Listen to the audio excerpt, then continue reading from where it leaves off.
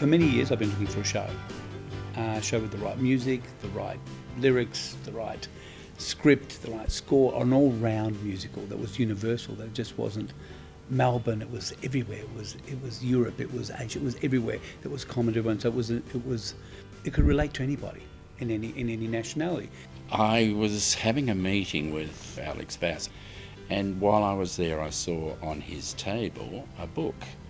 And the title of the book absolutely grabbed me. I picked it up, I said, "What is this?" And he explained it to me.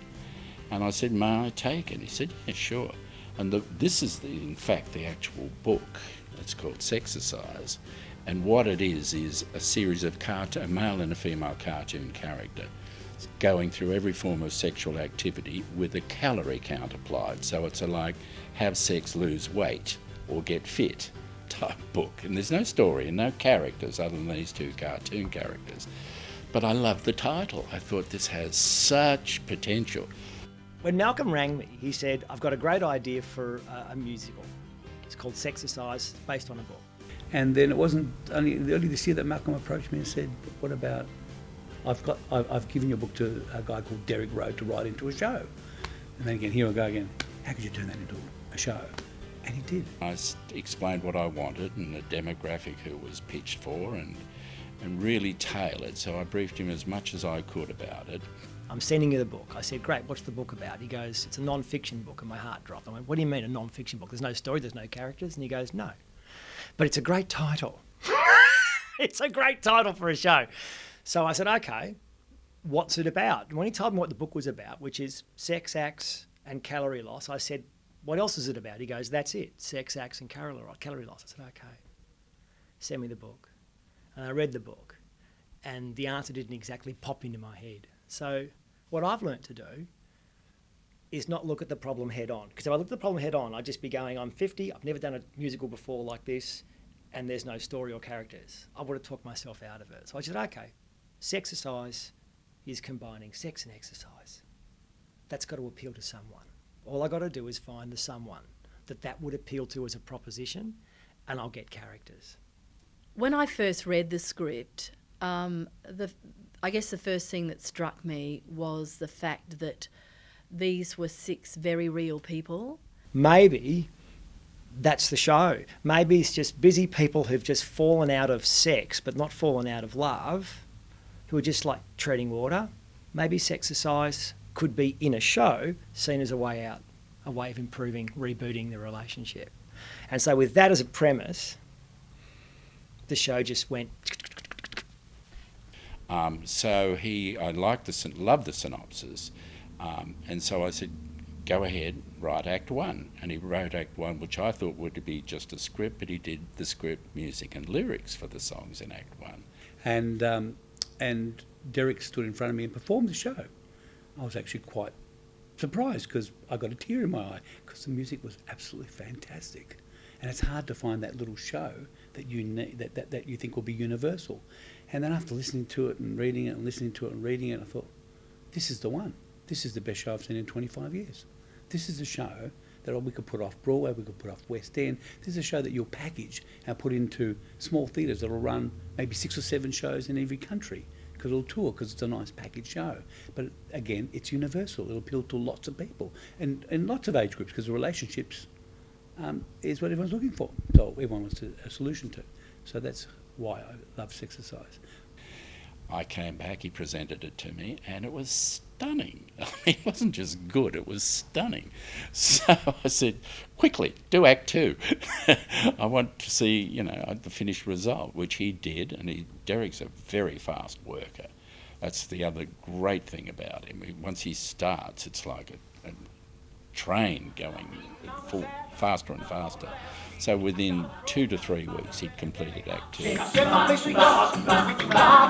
She'd mistaken me for her father. Not driving yet, her dad was... Malcolm actually bought the show. Well, he brought the show to Alex, and then Alex bought the show. And it went from it was this 72-hour period of, okay, Malcolm, here's the show. I did the whole show to him. 2 days later, we're in Alex's office. It was so funny. Alex didn't know that we'd written a show based on his book. So Malcolm walks in with me and goes, "We've written a show based on your book. This is Derek. He's about to perform the show." And we did the 2 acts. And he said, "I'm in." Blew Alex's mind. He said, "I've been looking for an off-Broadway musical for a long time." He said, "This is better than anything I've seen in New York in years."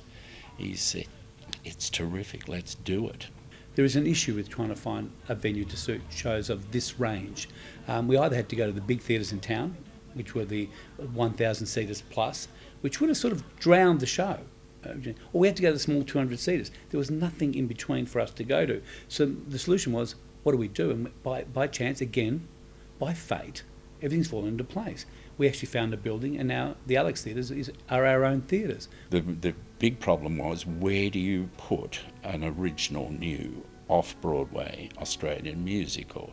The big problem with most of the off-Broadway stuff is that they're forced to go into venues that are too large, and then it's very difficult for a new piece without credibility of reviews or a track record. It's very difficult to establish a base audience from which you can grow. So the perfect thing is to find a smaller theatre that is big enough for it to be commercially viable, and launch the show from which, once it's successfully established in that kind of venue, it can go up. From little acorns, big oak trees can grow. But Alex solved the problem by finding the George Cinemas in St Kilda and converting them into what Melbourne desperately needed, new off-Broadway size theatres. So consequently, Sexercise is going to be the first production into the new Alex Theatre in Fitzroy Street, St Kilda. The challenges of working in a new venue, are huge, because it's an unknown quantity. It's like this piece, it's never been performed before. So it's hugely challenging on so many levels. But I think that we'll get there. And, I think it's incredibly exciting that Alex has done this, is turning, the George Cinemas into 3 separate theatres. I think it's fantastic. It's what St Kilda really needs, and it's going to mean that, a lot of people are going to be able to access these spaces and to create wonderful new works. So it's almost like the production has been going in one direction of the director and the designers creating costumes and blocking, potential blocking, whilst the theatre has been going forward with its design problems of creating a stage and lighting where there was none in a cinema. And that did have its problems. We had a big problem with how to cross over from one side of the stage to the other. There was just no room. And the set has a depth, and it wasn't deep enough for our potential staging. So we had to actually take out the front 2 rows to extend the stage, and then had to create an ability for the cast to get from one side of the stage to the other without being seen by the audience. Having a play already slated to go before you have a venue put together is actually a terrifying concept, because it means that you have a hard and fast deadline that you can't just gently push out. We did a workshop production about 2.5-3 months ago, and we were going to do a second workshop production. But this workshop production went so well in 1 week with some of the best actors in this country doing this workshop production, that within the end of the first week we realised that the show's already there. All they need is put the right people in the right place at the right time. And that again proved the quality of the book and the music. It proved that this thing is just right, this is ready. It's ready for today. And what we're talking about in this book is about today, about relationships today. So that's how it came about.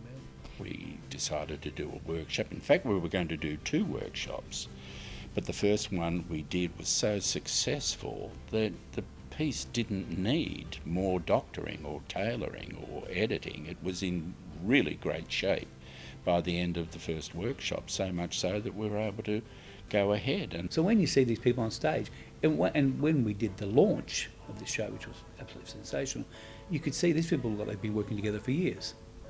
And it showed in the workshop. In the workshop showed, these guys picked up scripts, and in 1 week, in 5 days of workshopping, they put together a show that we thought we were going to get on next week.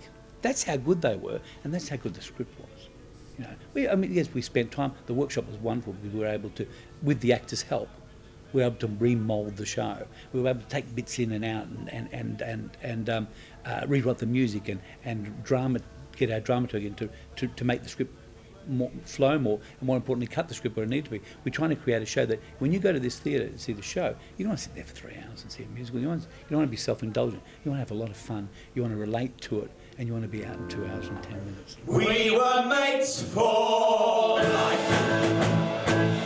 We were mates for life. Through the pain and strife. We were mates for life.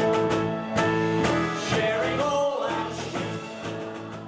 Well, you know, I mean, you say supporting characters, but I think it's very rare to encounter a piece of theatre where there aren't two. I mean, there are two protagonists. I mean, Sam and Joe, I guess, are the main protagonists.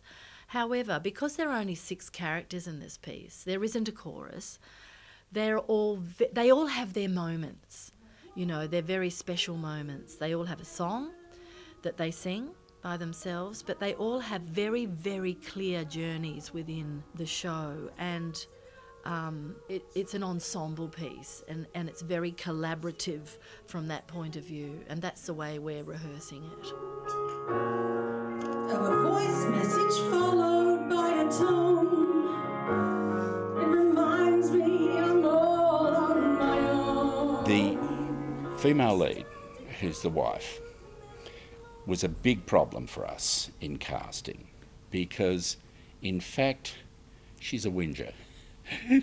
She's the one who's come to the conclusion that the marriage isn't panning out the way it should be. It's not growing. They're not growing as a couple. It's going in the wrong direction. And she's very sad about it, and she's angry about it.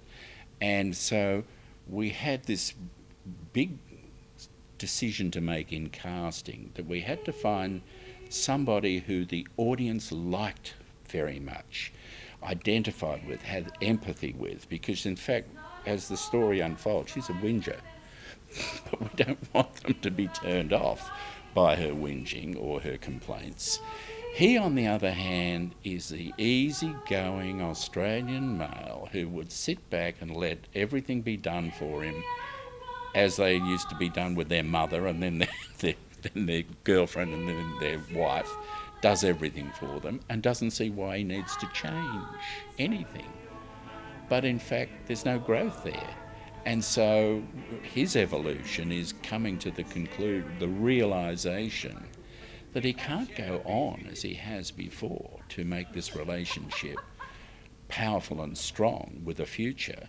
He will have to actually change. And change frightens a lot of people or makes them nervous, or they don't see why they need to. He realises through this musical why he needs to, and that he does. And what I really like about the piece is that they're not giving up. Each of these people, each of these 6 people, are determined to find that level of intimacy. The humour of the piece is, it's funny, it's funny, isn't it? The humour of the piece is very endearing. I mean, Derek wrote the show, and you can tell a lot of it's from his own personal experiences, and it's very funny. His life is funny.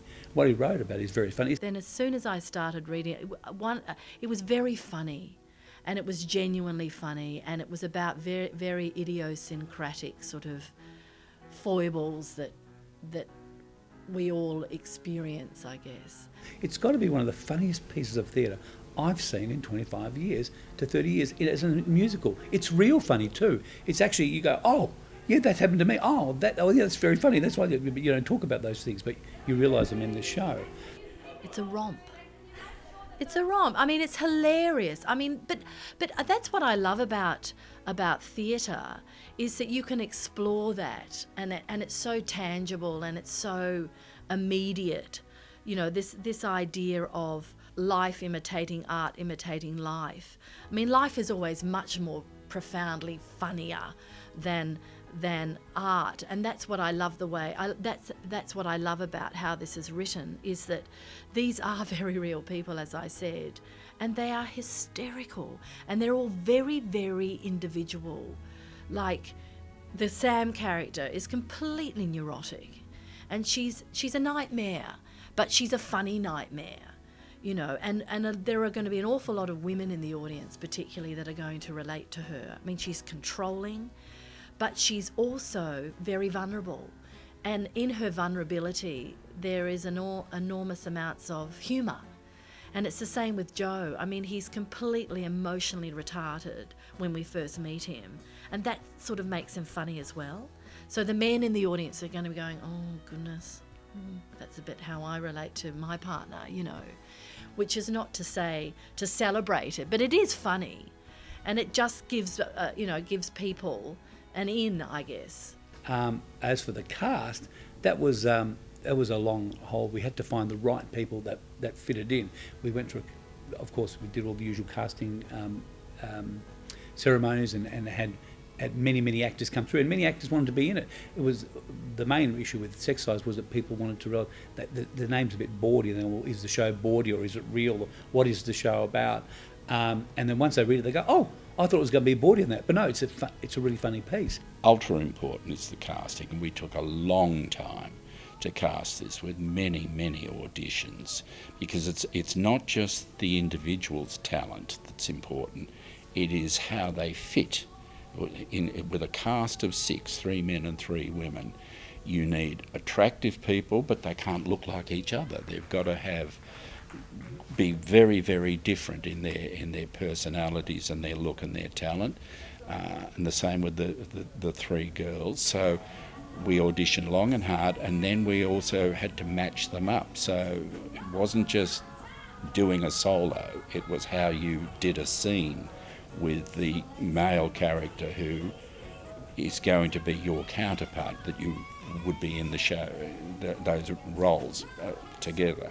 So long and hard process, but in the end, joyful. The cast, phenomenal. After spending many months trying to look for the right people that work together, mould together, everything just, again, it fell into place. The right people were available at the right time, and they're all multi-talented.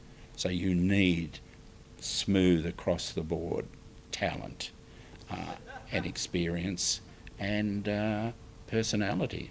Good acting, good singing, good dancing.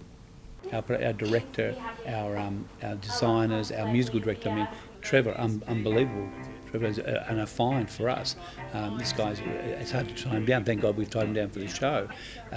Sarah Grenfell, amazing. We brought Kate in to be the exec producer. And Kate Whitbread, phenomenal. Worked with her many times on producing film, theatre, documentaries. So that's why we found the best and the best work, and it makes life easier for Malcolm and I. And I always knew that Sexercise would not be a show with big sets. It had to be almost an infinity stage where the show comes on and the scenes are performed and it moves fluidly, but not with sets and doors and costumes and scenery. It has to be, you use your imagination, and a lot of it with lighting. So I needed somebody who could do that. Found it in Sarah, gave her the script and the music, and she loved it. And so that's where that started. And then what happens with creative teams is you find that the key person often has other people that they've worked very closely with and have great confidence in. So you go with that. In Sarah's case, she had great confidence in Adrienne, who's our set designer, who'd worked with her a lot and said she'd be perfect for this, and I think we've struck gold there. Adrienne is the designer. I always knew Trevor Jones, who's our musical director, how talented he is and how passionate he is about new projects and when he gets involved. So I gave Trevor the script and the music. He loved it. So it became a labour of love, basically, which also gave me confirmation of our judgment of how good it was. Once you start giving it to really top professionals who then assess it, read and think, yes, this is great. Boost your own confidence and your own belief in the product. So I've got no doubt it's going to be a terrific show. Not only is it a funny piece, the music is phenomenal. It's one of the best pieces of music that's been written in a musical, I think, for 25 years in Australia. How talented the writer is, having given him the thing, and he did the synopsis in Act 1 and Act 2, he's a new star. We've discovered a star. No matter what happens with the cast, who are outstanding, they're all super talented people. They can sing, they can act, they can dance, and they listen to each other. So I think the show's going to be a knockout. But the real star that's going to emerge out of this is Derek Rowe. We have discovered a new talent, 50 years old, who's been writing songs forever, but had another occupation that kept him where he made his living. This is now going to make him the David Williamson of Australian musical theatre. What I love is my job's done. You know, by opening night, I'll just be a punter in row 3.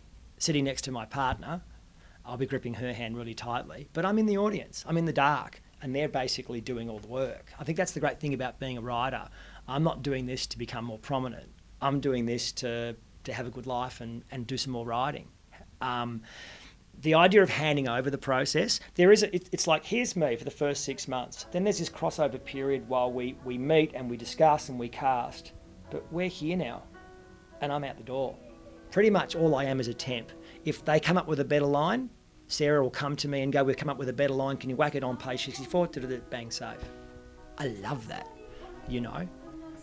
So what Derek has done very cleverly is reference a whole lot of different styles of music, and it's a sort of pot pourri, really. I mean, there's definitely something for everyone in this piece. You know, there's sort of there's beautiful ballads, both the Tania character and the Sam character sing beautiful ballads. I mean, they're heart-wrenching. Crazy, and you can still be good as gold, but so what?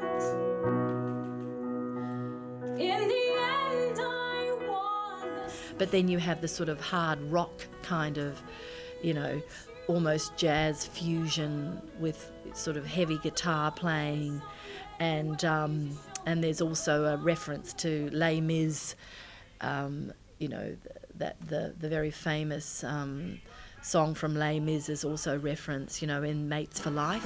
We were mates for life,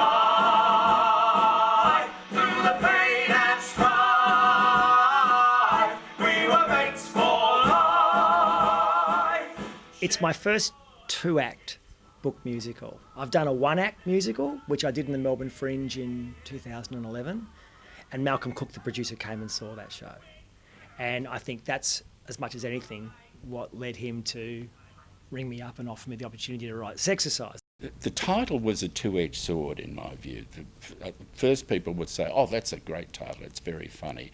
But then there'd be an expectation with half of them potentially that this was going to be salacious, and maybe this is like O Calcutta with nudity and all sorts of sex happening on stage.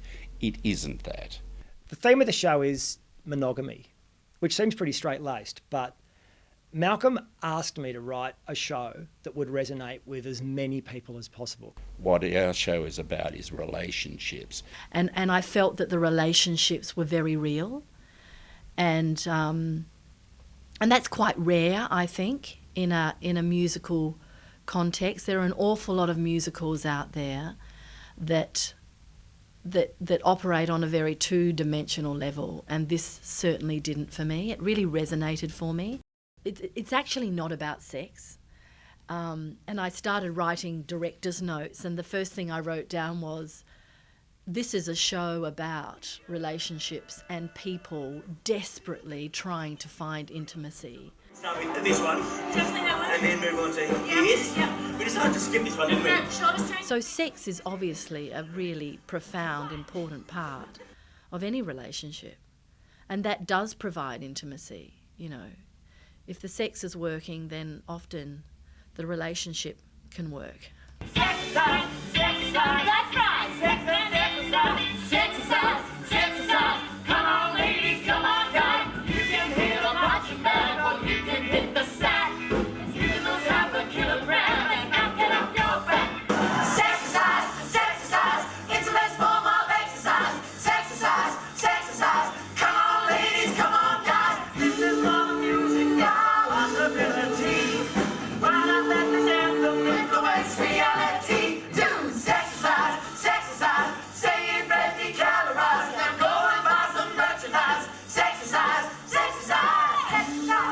only word